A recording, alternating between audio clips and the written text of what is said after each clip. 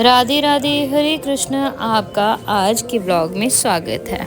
आज के ब्लॉग में मैं विज़िट करने जा रही हूँ जलियांवाला बाग। लास्ट ब्लॉग में मैंने आपको दिखाया था अमृतसर गोल्डन टेम्पल का विज़िट। आई होप आप सबको मेरे ब्लॉग अच्छे लग रहे होंगे। लाइक और कमेंट करें। और मैं आपको बताती हूँ आज हम विज़िट करने जा रहे हैं जलियांवाला बाग। हाँ, ये सिर्फ एक गार्डन नहीं है, ये वो जगह है जहाँ इंडिया की फ्रीडम की कीमत खून से लिखी गई थी। जी हाँ, ये वो जगह है जब 13 अप्रैल 1919 में एक पीसफुल गैदरिंग हो रही थी और फिर अचानक गोलियों की आवाज़ आती है। जलियांवाला बाग ने हिस्ट्री का रुख बदल दिया है। हर दीवार, हर निशान बस एक ही बात कहते हैं कि फ्रीडम वॉज नेवर फ्री। हमें आज़ादी ऐसे ही नहीं मिली। यहाँ आकर सिर्फ हिस्ट्री नहीं, सेक्रीफाइस फील होता है। जलियांवाला बाग हमें याद दिलाता है कि आज जो आज़ादी हम जी रहे हैं वो लाखों की कुर्बानियों का रिजल्ट है। जी हाँ, सिर्फ गार्डन नहीं है ये जो सब आप देख रहे हो। अंदर थोड़ा हम जब गए तो वहाँ पे सब दिखा रहे थे स्क्रीन में। तो यहाँ पे हर जगह स्क्रीनिंग लगी हुई है जहाँ पे आप ये सब देख सकते हो कि उस टाइम क्या वारदात हुई थी, जलियांवाला बाग की क्या कहानी है। तो यहाँ पे एक छोटा सा मिनी थोड़ा सा थिएटर टाइप इन्होंने बनाया हुआ था, वहाँ पे भी हमने ये विज़िट करके देखा।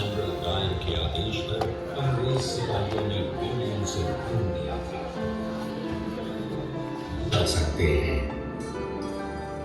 आइए हम जलियांवाला बाग की इस मिट्टी पर खड़े हो सम्मान, आदर और गरिमा के साथ अपनी श्रद्धांजलि प्रकट करें।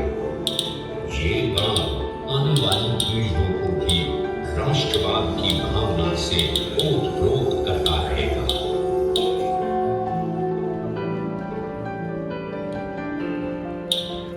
ये जगह शोर से नहीं, खामोशी से बोलती है और जो यहाँ आया वो बिना महसूस किए जा नहीं सकता। बुक्स में हिस्ट्री पढ़ी जाती है लेकिन जलियांवाला बाग में हिस्ट्री महसूस होती है। तो यहाँ पे आके मैंने पूरा देखा कि किस तरह आज भी गोलियों के निशान जो हैं वो दिखते हैं। मैं आपको थोड़ी देर में दिखाऊंगी कि मतलब सब कुछ यहाँ पे बयां करता है। यहाँ आप रियलाइज़ करते हो वो सिचुएशन। तो ये जलियांवाला बाग की कहानी है जहाँ पे आप तो सिर्फ घूमने के लिए आते हो, बट लाखों ने अपने यहाँ पे कितने रिश्तों को खो दिया। तो हम आज फ्रीली बोल सकते हैं क्योंकि कभी यहाँ लोग बोल भी नहीं पाए। तो आज हम यहाँ पे फ्रीली आपको बता रही हूँ मैं किस तरह मतलब ये सब हुआ। तो आप देखो यहाँ पे वीडियोस में भी। जो कि उस रात अमृतसर पहुंची सी 12 अप्रैल 1919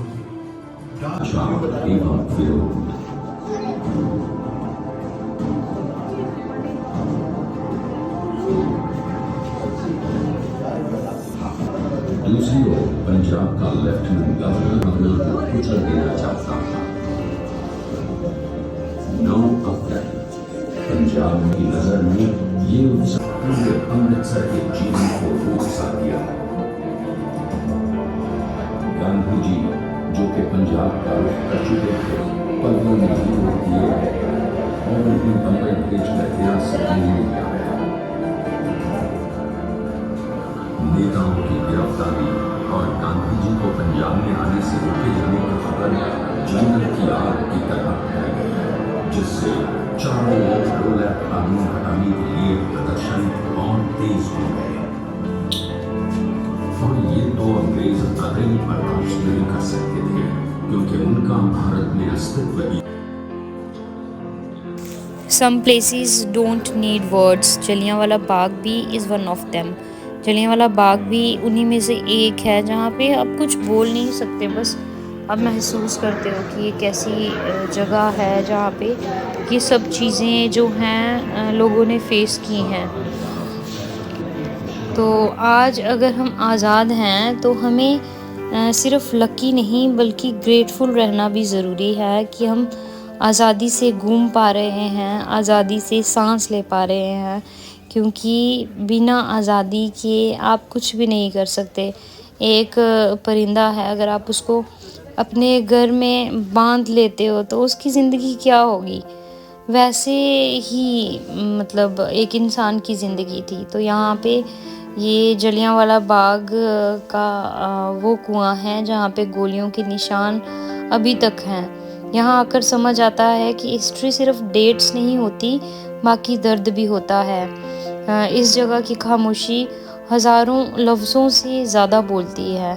तो ये देखो गोलियों के निशान किस तरह आज भी यहाँ पे देखे जाते हैं। हम जो फ्रीडम कैजुअली ले लेते हैं, किसी ने यहाँ अपनी ज़िंदगी देकर दिलाई थी वो हमें, ये याद रखना चाहिए।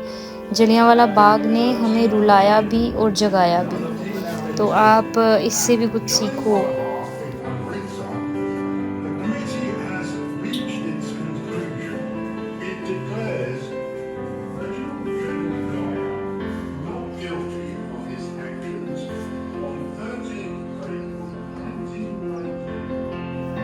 मेले का वो दिन वैसाखी का दिन था और सारे मासूमों की यहाँ पे जनरल डायर ने गोलियां मारकर सरेआम हत्या कर दी। तो हर कदम के साथ लगता है कि जैसे ज़मीन भी यादें संभाल कर रुकी हुई है, उसने भी अपने अंदर वो यादें संभाल कर रखी हुई हैं। फ्रीडम का रियल मीनिंग यहीं समझ में आता है आपको, अगर आप वो हिस्ट्री को पढ़ें, सुने और यहाँ पर आके देखें कि किस तरह हमने वो फ्रीडम पाई है। ये सिर्फ एक ट्रैवल ही नहीं था, ये एक रिमाइंडर भी था कि नेवर फॉरगेट नेवर रिपीट। तो ये आप सबके लिए भी एक रिमाइंडर है कि आप कभी भूलें नहीं और कभी भी चीज़ को दोहराएं नहीं। तो यहाँ पे मेरे को एक ग्रुप मिला केरला से, वो सब आए हुए थे, तो उसके पाँव में मोच आ गई थी शायद, तो उसको संभाल रहे हैं, ये गिर चुकी थी।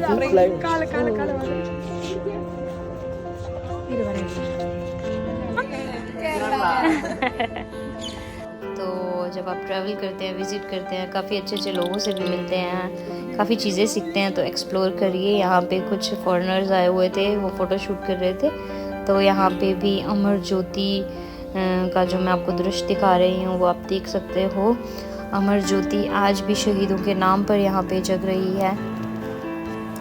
तो उन शहीदों को सलाम जिन्होंने बिना कुछ बोले अपनी जान देश के नाम कर दी। तो ये उधम सिंह जो हैं, उनकी अस्थियां थी यहाँ पे आज भी देखी गई हैं। तो ये देखो किस तरह प्रिजर्व करके कितना संभाल के रखा है। उनकी एशेज़ हैं जो 19 जुलाई को यहाँ पर लाई थी उस समय। तो सबको यहाँ पे लिखा है, I am not afraid to die, I am proud of it.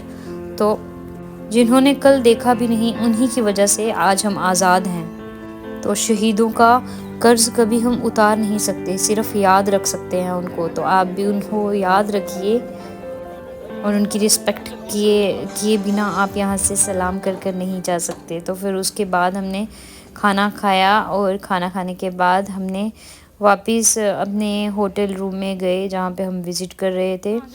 तो ये हमारा होटल था। तो यहाँ पे ये देख रहे बोलते ये कोई आलीशान वाली कुर्सी रखी हुई है क्या? मैंने कहा हाँ। तो वहाँ पे हमने फिर वापस अपने रूम में जाकर नेक्स्ट ब्लॉग में मैं आपको दिखाऊंगी अटारी बाघा बॉर्डर की कुछ परेड की तस्वीरें। और उसको देखने के लिए चैनल को लाइक करें, सब्सक्राइब करें और कमेंट बॉक्स में जय हिंद लिखना ना भूलिएगा।